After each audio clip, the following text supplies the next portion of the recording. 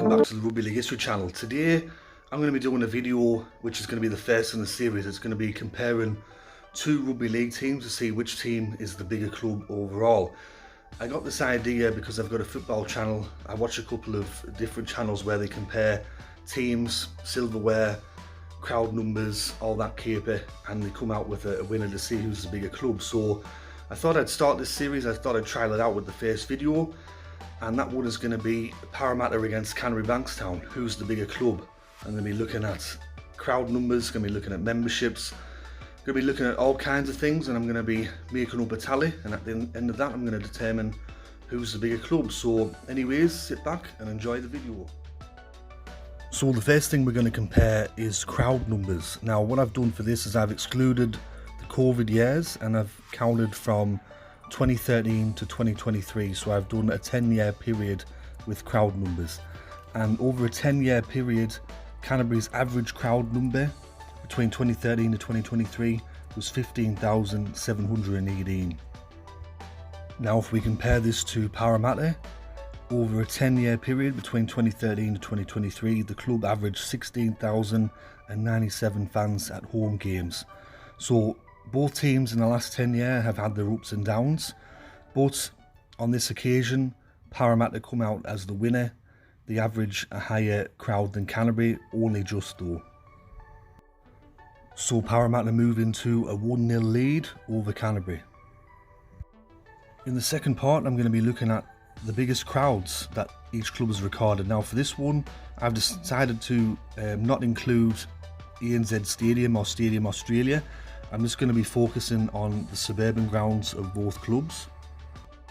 So Canterbury-Bankstown's record crowd at Belmore Sports Ground is 27,804, and that was against Parramatta in 1993.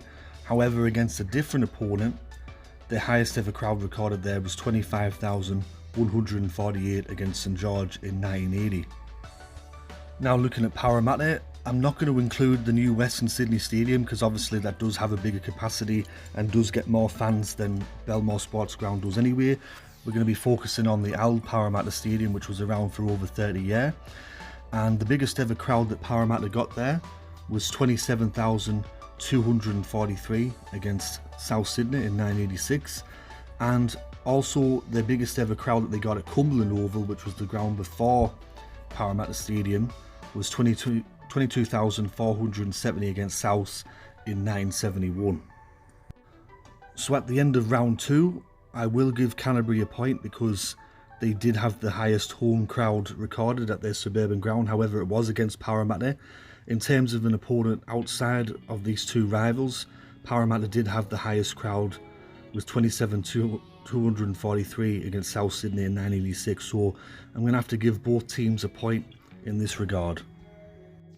Going into round 3, and we're going to be looking at the biggest ever non-finals crowd that these two sides have got. And first we're going to be looking at Parramatta. So their biggest ever crowd that they've played in front of, which wasn't a finals game, was against the Sydney Roosters in the 2000 NRL season. 62,255 people attended that match. And with Canterbury-Bankstown, their biggest ever crowd that they got for a non-finals game was against South Sydney in 2013. 51,686 attended that match. It should be noted though that these two sides played each other in the biggest ever non-grand final crowd in 2009. Just under 75,000 people attended that match, and I don't see that record ever being broken.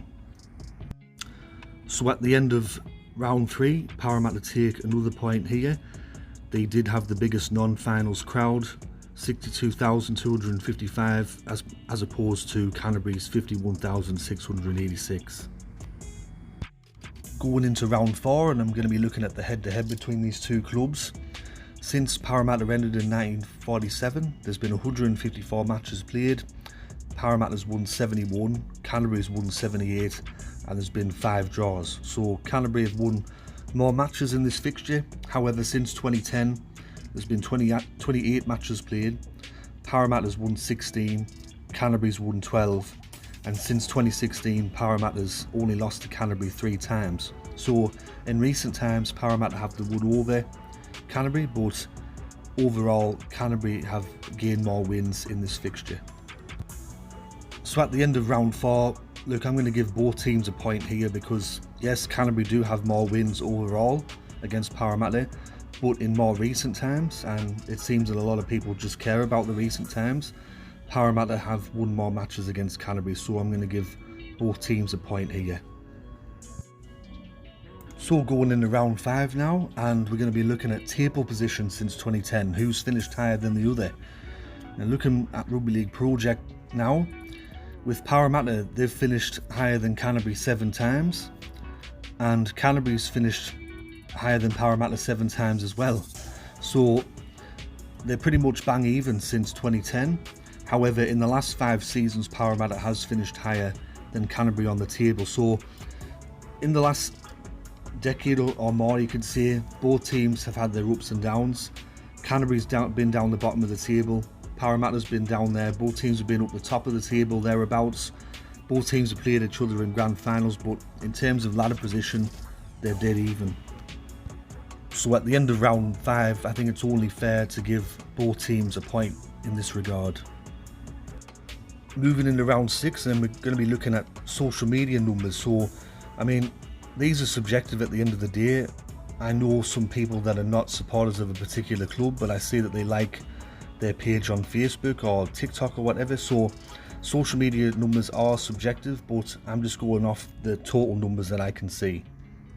So looking off the total Facebook numbers that I can see in terms of followers, Parramatta have 415,000 followers on Facebook, as opposed to Canterbury-Bankstown's 298,000 followers. On Instagram, Parramatta have 233,000 followers, as opposed to Canterbury's 219,000.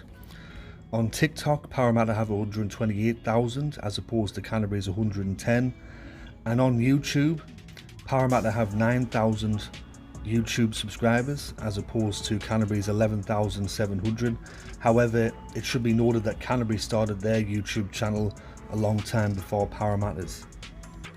So in all but one of the social media accounts, Parramatta are clearly the more followed team on social media.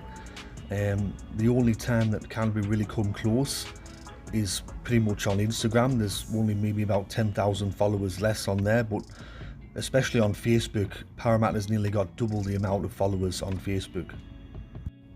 So at the end of round 6, I'm going to give a point to Parramatta. I know that social media numbers are a bit subjective. Some people might laugh at that, which is fair, they're fine to do that, but I'm just going off the totals, and Parramatta is clearly the most followed team on social media out of these two sides. In round 7, the next thing I'm looking at is membership numbers. Now with membership numbers, as with social media numbers, they can be a bit subjective, but I'm just going to be going off the totals. And with Canterbury-Bankstown, from the last time that I recorded this video, they have 22,000 paying members. Now looking at the membership numbers of Parramatta, Parramatta at the time of this video being recorded have 35,015 members, and that actually makes them the most followed club out of all the 9 Sydney teams in terms of memberships. A couple of years ago, they actually overtook South Sydney to become the most followed team in the NRL in terms of the Sydney team with the membership numbers.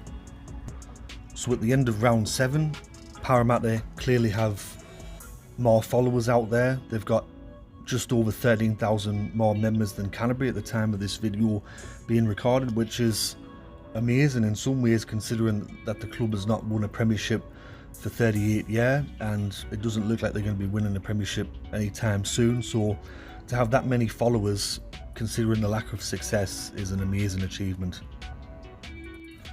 Going into round 8, and we're going to be looking at overall premiership numbers.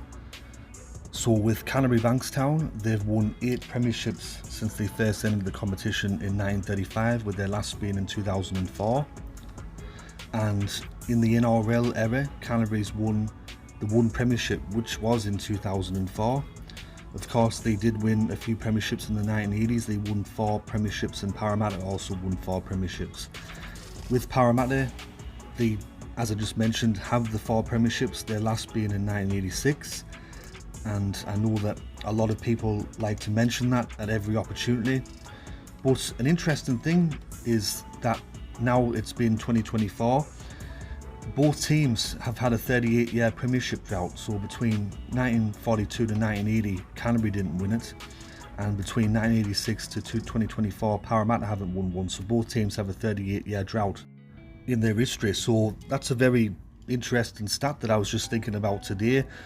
But like I said, in terms of premiership numbers, Canterbury do have double the amount Parramatta do. So at the end of round 8, Canterbury get the points here.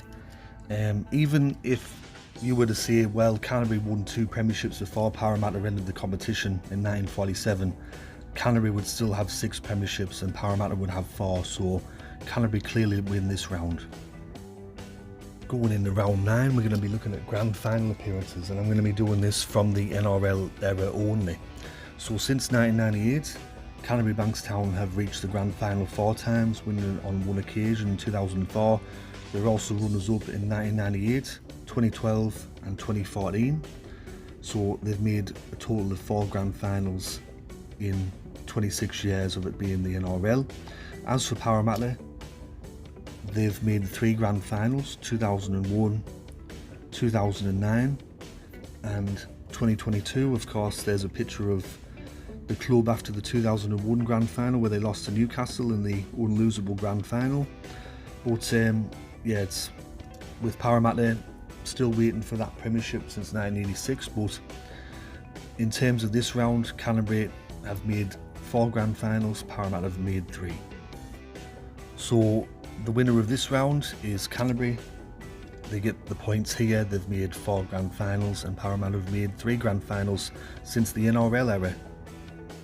And in the last round, just for a bit of fun, we're going to be looking at wooden spoons. Now, we're going to just be looking at wooden spoons from the NRL era.